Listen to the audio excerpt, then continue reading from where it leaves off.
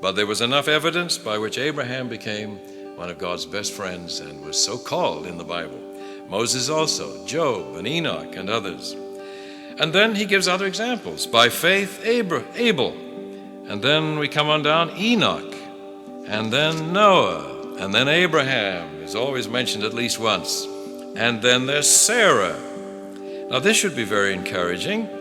Sarah laughed. And the angel said, "Why did you laugh?" She said, "I didn't."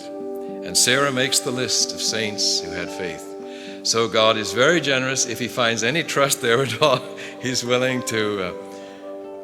Well, the thing is, if there is any genuine willingness to listen, God can take that and build on it. Just as with a patient who first comes with feelings of fear, maybe misgiving, maybe he's not entirely sure about the doctor and so on, but enough faith to come. And God can build on that, as the doctor can.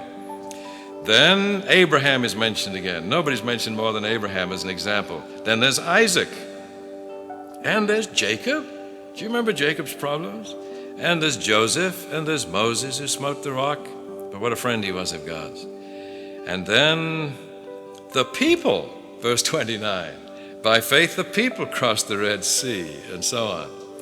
And by faith the walls of Jericho fell down. There were faithful saints there. And then Rahab made it. Now, would we nominate her? I mean, just to avoid confusion, we would not nominate a prostitute, would we? But the Spirit nominates people we might not. And then would you pick out Gideon, who needed a wet fleece and then a dry one? And Barak? And would you pick out Samson? How about Jephthah? Why so many characters from Judges? The lowest point in Israel's whole history, it seems to me. And God says, even in those days, I had people who trusted me, and don't ask what they ate and how they dressed. As a matter of fact, some of them even never got rid of their concubines or some of their images. But they trusted me, and they died trusted me, and they will arise trusting me, and I'll have to talk to them about their concubines and their idols and their menu and all the rest. But you see, all that matters is we die, God's trusting children. We will arise as trusting children, and all will be well. And you might say, well, then all I want to be is a little child with the faith of a little child. Yes, that's enough to get you into the kingdom, but it's not enough to survive the time of trouble. All hell is going to break loose, and that, I believe, is the message of the Adventist church. God has saved babes in the truth all through the centuries. But he waits, in mercy he waits, for a group of people who are not just babes in the truth, but have their faculties trained by practice to distinguish good from evil, for Satan soon comes as Christ, as an angel of light. He deceived angels, he could readily deceive mere humans. This group of people will be settled into the truth, more like some of these others, like Abraham and Moses.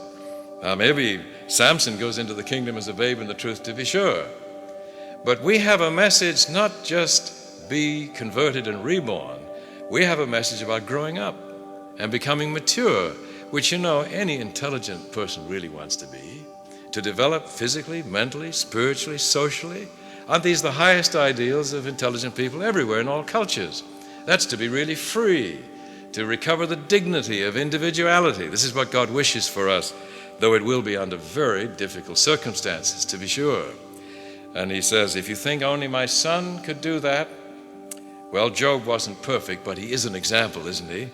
And God says, maybe you don't think he did well. I think he did magnificently. Job said of me what is right, and his faith could not be shaken. And it wasn't the devil who worked him over only. It was the theologians who worked him over. And that's something to think about, by the way. A confusion can come from many sources. Nothing confused Job as to his convictions about God. And then there's David. What do you think of David? If he'd been a member of the Riverside Church, think how often the board would have been convened to deal with his current difficulties. And he'd have been in and out like through a revolving door, wouldn't he, as far as his church membership was concerned. And Samuel and the prophets. What do you think of this list of people who illustrate what God really wants of us? I'm convinced that all God asks of us is trust, but it has to be genuine, not mixed with rebelliousness or lack of integrity and dishonesty. Remember Malachi, cursed be the cheat. God speaking of his children. He loves his children, but he cannot save a cheat. It's not only that the cheat would not be safe to have around with golden streets and gates of pearl and foundations of precious stones and all of that. It's just that you cannot heal a patient who cheats. We are that dependent for healing on our Creator that if we're inclined to cheat, He cannot heal us. So He desires us to be really honest about ourselves. And Paul says we don't even know how to describe our symptoms. We don't know how to pray as we should. Well, the Spirit comes and helps us see the truth about ourselves and say the truth about ourselves and say, God, be merciful to me, a sinner like the publican. And then something good can happen. To be honest in our prayers, as David was in the Psalms. If he hated his neighbor, he didn't say, Lord, do bless him, because that's the image of a saint. He'd say, God, I hate the man, but search me and see if there be any wicked way in me. You remember when we went through the Psalm? That's honesty with your physician, honesty in prayer. So I think this list in Hebrews, which is in a book that talks about the whole symbolic representation of what God has been trying to do on this earth and in heaven. And to the extent that God has ever used a symbol, we have to ask for its meaning. Whether it's on earth or in heaven, it makes no difference. And I believe it does us no real service out of context now to use such language as this. I want to run a risk. These are words Ellen White uses. But she had the larger view, so she had a right to use it. She speaks of Christ standing before the Father and taking the prayers of the saints and gathering them into the censer. Remember the picture? And it arises, and there are a lot of other very symbolic words. It's very poetic, but it may mean absolutely nothing to us if we don't ask for the significance of every part of that. Otherwise, all we have up there is Christ going through some ceremony, which the Father must see before He can forgive. Does God need the ceremonies? No, if there are ceremonies, it's because the family needs to be helped in these ways. But we have to ask for the meaning. And I think that when we use glorious prose and poetry to describe what's going on in heaven, and don't ask in simple language what it all means, we have turned what's actually going on at headquarters into another ceremonial system. And we have to ask, what does it mean? And I think that Hebrews says what it means. If all these things on heaven and on earth do not lead us back to trust, as God has said through these prophets. Remember, in many and various ways, God spoke to us, to our fathers, through the prophets, and they kept saying, God does not desire sacrifice. He desires this very thing here. He desires faith. And you remember the emphasis on faith. What was it that pleased God about Abraham? Abraham trusted God, and God said, that's good. That's the righteousness that I'm looking for. It doesn't mean that Abraham was perfect, but he became a patient that the divine physician could now heal. And that's what God desires of us all. And so in chapter 11, he picks out a whole group of his patients at all different levels, it seems to me, of need for healing. I don't know who you'd put at the bottom. Would it be Rahab? Would it be Samson? I mean, look at Samson's record. His life was sufficiently lurid to be worth a film.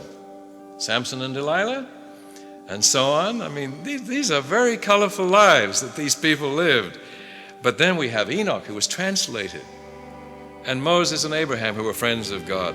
Every one of these people was a sinner. Every one of them need healing. Some of them, it seems to me, died as babes in the truth. Some died as really mature, grown-up people who had their faculties trained by practice to distinguish good from evil. Moses could stand all alone and remain true, except that one time. But oh, how he repented. And it provided God a wonderful opportunity to show how he treats people who repent. Think how he's treated Moses thereafter. I think it's most significant that Hebrews really builds up to this chapter on trust, which is all God has ever asked of loyal and of disloyal. And all he'll ever ask for all eternity is genuine mutual trust and trustworthiness. Then all will be well.